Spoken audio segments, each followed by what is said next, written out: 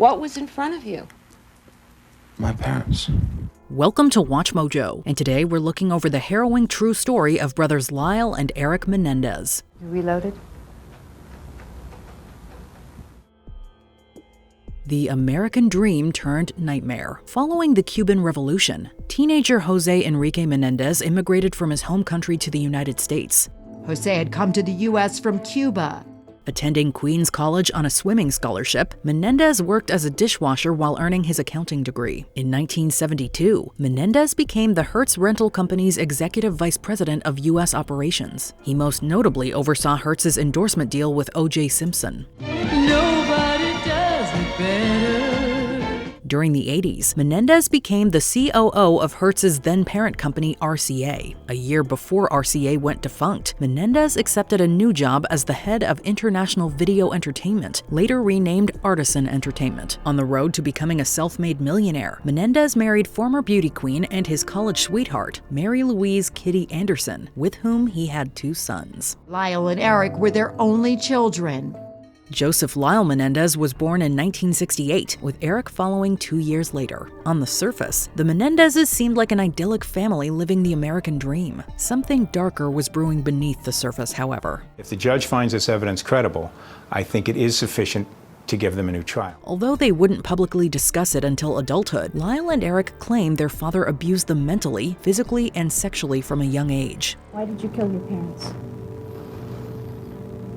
Because we were afraid. In 1976, Lyle confided in cousin Diane Vandermolen, who informed their mother. Kitty denied the accusations, She didn't believe me. although the brothers say their mother was aware and ignored the abuse and later took part in it. Supposedly, Lyle and his mother inappropriately shared a bed shortly before he became a teenager. There were other signs that not all was well at the Menendez household. Upon graduating from high school, Lyle was accepted into Princeton after his father donated $50,000. Following his first semester, Lyle was suspended for plagiarism and ultimately dropped out. José Menendez rushed in to meet with the dean and to try to save his son, to try to stop the suspension, but his pleas didn't work. Despite their family's immense wealth, the brothers started committing, quote, hot prowls and burglaries, stealing $100,000 in cash, jewelry, and other items. The initial victims were the parents of some of their friends. Lyle and Erik were caught, in a stolen vehicle no less, but José made the issue go away by writing checks to their pilfered neighbors. Selling their house in Calabasas for $950,000, the Menendezes bought a new mansion in Beverly Hills for an estimated $4 to $5 million. The brothers were aware that their parents were considering taking away their inheritance around this time, but they claim this isn't what motivated what came next. There are people, a great number of people, who think that you two are spoiled brats. What do you say to them? I don't know that there's anything I can say to them. The murders of José and Kitty Menendez. After years of alleged abuse, Kyle and Erik believed their father might kill them. I think the Menendez brothers were close because they were fighting the common enemy, which was their father. On August 20th, 1989, the brothers confronted their parents in their den, armed with shotguns. José and Kitty were fatally shot multiple times. I think one of the Beverly Hills detectives described it as one of the most brutal crime scene he had ever seen in his life. At one point, their sons retrieved more ammunition from their car before finishing off Kitty, who attempted to crawl away. Waiting to call 911, the brothers disposed of their guns and bloody clothes, purchased movie tickets, and tried tracking down a friend in Santa Monica to provide an alibi. Unable to find him, Erik and Lyle returned home where the latter contacted the police at 11:47 p.m. Our feeling was not, we'll just explain what happened and it'll be okay. We were very stunned, and we felt that we would go to jail, obviously. The two told the authorities they had been at a Batman screening, unable to get into License to Kill. Initially, the cops didn't view Lyle and Erik as serious suspects. They let him go back and get evidence without even thinking, hey, could it have been the kid? The gruesome crime scene looked more like a mob hit with Kitty's face practically gone. It really was like a scene out of the Godfather movie. They grew more suspicious as the brothers went on an extravagant spending spree. They acted like they had won the lottery. The two stood to inherit at least $14 million and $500,000 from life insurance. In the subsequent months, Lyle purchased a Rolex, a Porsche, and multiple restaurants. Erik flew to Israel for tennis tournaments, bankrolling a full-time coach. Between overseas trips, courtside Knicks tickets, and other lavish expenses, the brothers spent around $700,000. The authorities and some family members theorized that the brothers staged their parents' murders to look like an organized crime job, motivated by financial gain. Craig Signorelli was a friend of Erik's, together writing a screenplay in high school in which the protagonist murders his parents. A gloved hand is seen gripping the doorknob and turning it gently. Good evening, Mother. Good evening, Father. His voice is of attempted compassion, but the hatred overwhelms it. Persuaded by the police, Signorelli tried to get Erik to confess while wearing a wire. While Erik denied any wrongdoing to Signorelli, the truth came out during a therapy session. But then, about 6 months later, police got a tip from an unlikely source. The girlfriend of a psychologist who Lyle and Erik Menendez had been talking to. After Erik pleaded guilty to the burglaries, the court ordered him to see Dr. Jerome Oziel in exchange for no jail time. Erik got back in touch with his psychiatrist following the murders, eventually telling him everything. Supposedly believing his family might be at risk, Oziel avoided telling the police, but he shared the brother's secret with his mistress, Judalon Smith. Once Smith went to the cops, they moved in on the Menendez brothers. On March 8, 1990, after police got their hands on that tape, Lyle Menendez was taken into custody. Erik Menendez, who was out of the country at the time, surrendered to police days later. Arrests, trials, and convictions. While Lyle was arrested on March 8, 1990, Erik played tennis in Israel. Robert Shapiro, who later represented O.J. Simpson during his murder trial, arranged Erik's surrender in L.A. after 3 days. On March 26th of this year, Erik and Lyle Menendez were each arraigned on 2 counts of murder.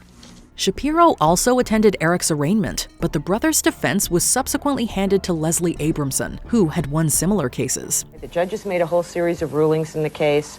I sit down with him and I say, this isn't going to be admissible, this isn't going to be admissible, this isn't going to be admissible. Although Lyle and Erik pleaded innocent, the prosecution had a taped confession from a session with Dr. Oziel. With little doubt surrounding what the brothers had done, the defense leaned into the alleged abuse José and Kitty inflicted. Why they were killed is what the focus of all of our evidence will be on.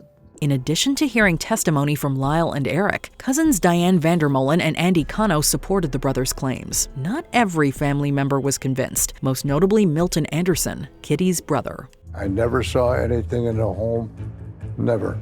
The self-defense argument was hard to back up, especially considering how their parents died. Meanwhile, the prosecution remained adamant that money motivated the Menendezes. They said José Menendez told his sons he had removed them from his will, and based on their investigation, they suggested that after the crime, Lyle Menendez attempted to destroy a will on the family computer. Although Erik and Lyle were tried separately, both juries failed to reach a verdict. This mistrial reflected the divided public reaction. I know they did what they did because they were in fear of their life. Even those who believed the brothers had been abused were torn on whether they should be punished. In many respects, the media circus surrounding the Menendez brothers was a predecessor to the O.J. Simpson trial. Coincidentally, Erik's cell was adjacent to Simpson's after his 1994 arrest. Lyle, who also crossed paths with Simpson behind bars, felt the former football star should accept a plea bargain. Instead, Simpson was found not guilty on October 3,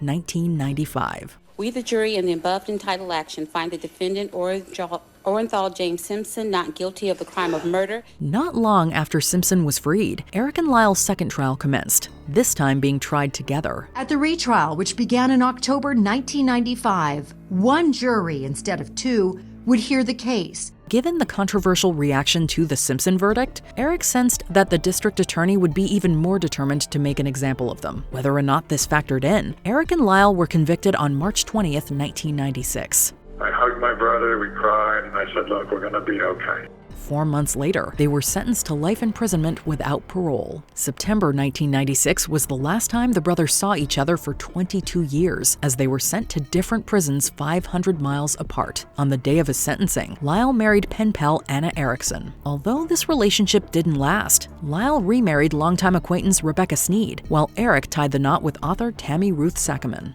A kiss when you come in, a kiss when you leave. You can hold hands, and it is, that part of it is very difficult and people don't understand.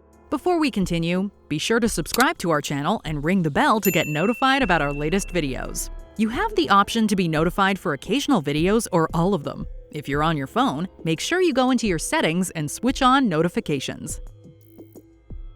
The Menendez brothers now. In 2018, the brothers shared a tearful reunion when Lyle was moved into Erik's housing unit. The two will now be able to see each other at meals and during recreation periods at the prison. Although they had maintained contact via letters, this was their first face-to-face interaction in decades. Over the years, the brothers have appealed multiple times. Recently, they've pushed for their case to be reevaluated, having uncovered a letter Erik wrote to Andy Cano highlighting the abuse before the murder. Just kind of out of the blue, one of my father's sister found a letter in storage.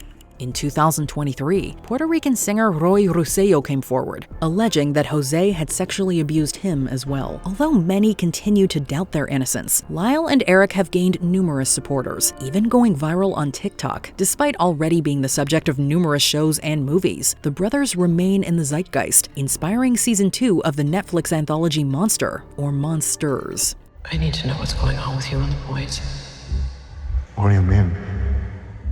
While all signs indicate that Lyle and Erik killed their parents, their case is one with no easy answers, which is why we're still talking about it 35 years later. Do you think the punishment matched the crime? Do you think the Menendez brothers should be released? Let's have a civil conversation in the comments. I'm just a normal kid. Oh, Erik, you're a normal kid who killed your parents.